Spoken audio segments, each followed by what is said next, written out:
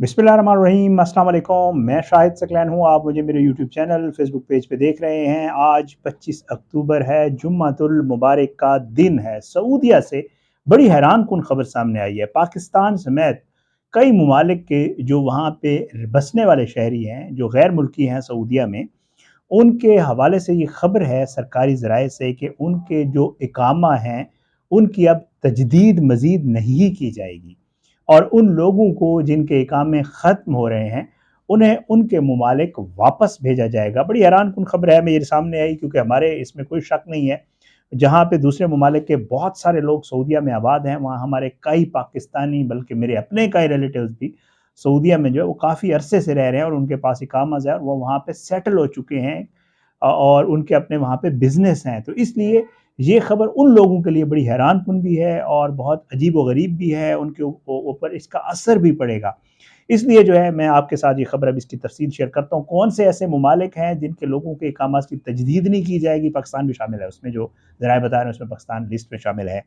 और उसके अलावा कौन-कौन से ऐसे सेक्टर्स हैं जिनमें लोगों की फिर कमी हो जाएगी या उन सेक्टर्स के लोगों को ज़्यादा इसका सामना करना पड़ेगा। ज़रा इसकी तफ़सील आपके साथ शेयर करता हूँ, लेकिन उससे पहले एक बड़ी अफ़सोसनाक खबर 2-4 दिन पहले आई, मैं उसके ऊपर वीडियो नहीं कर सका, मैं आपके साथ शेयर करूँ। स्पेशली वो दोस्त जो जाते हैं दूसरे ममालिक में, मैं अक्सर ओवरसीज़ पाकिस्तानीज़ के हवाले से खबरें करता हूँ, उन्हें बताता हूँ कि जब आप बाहर जाते हैं तो फिर वहाँ कवानीन पाकिस्तान वाले नहीं हैं। हम आदी हो चुके हैं पाकिस्तान के कवानीन के, हमें पता है हम कुछ भी कर लें तो हम एक दिन जो है वो हम बाहर आ जाएँगे, हमें सज़ा उस तरह नहीं मिलेगी। कानून तो मौजूद है, लेकिन उसके मुताबिक अमल नहीं होता और सज़ाएँ उस तरह नहीं मिलती। लेकिन वहाँ पाकिस्तान नहीं होता।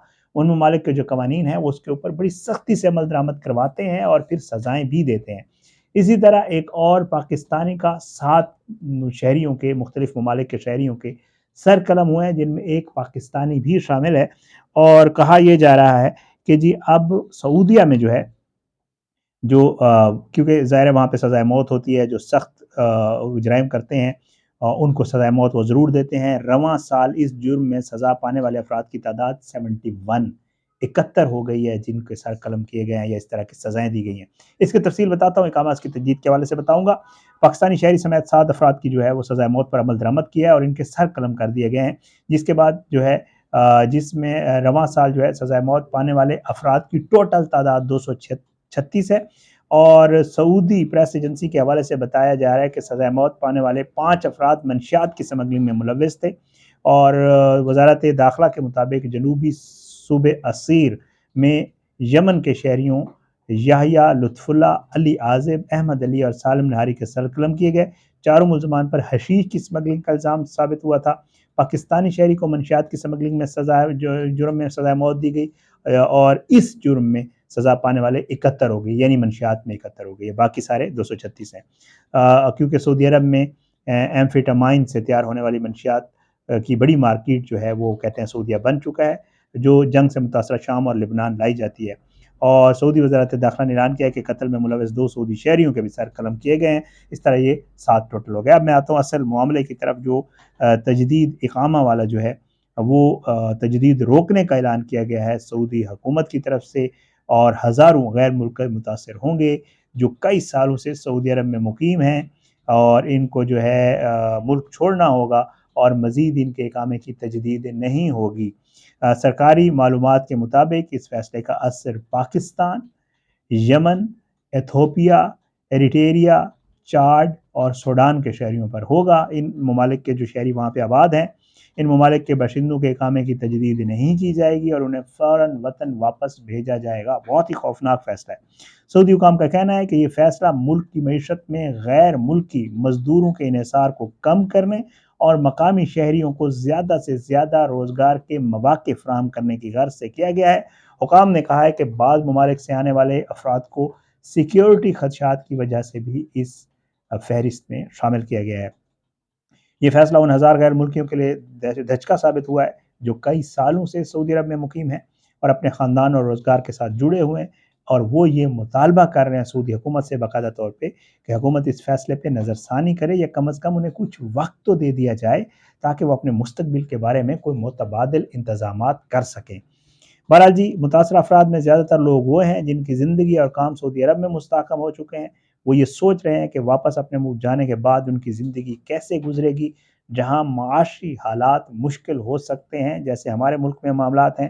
اس فیصلے کے نتیجے میں سعودی معیشت کے بعض اہم شعبے جیسے تعمیرات اور گھریلو جو گھر میں کام کرنے والے ورکرز ہوتے ہیں ان کو جو ہے کمی کا سامنا کرنا پڑ سکتا ہے۔ کچھ لوگ اس بات کا خدشے کا بھی اظہار کر رہے ہیں کہ یہ فیصلہ سعودی معیشت پر منفی اثر ڈال سکتا ہے، جبکہ متاثرہ افراد اپنی زندگی کی دوبارہ تعمیر کے لیے نئے چیلنجز کا انہیں سامنا کرنا پڑے گا۔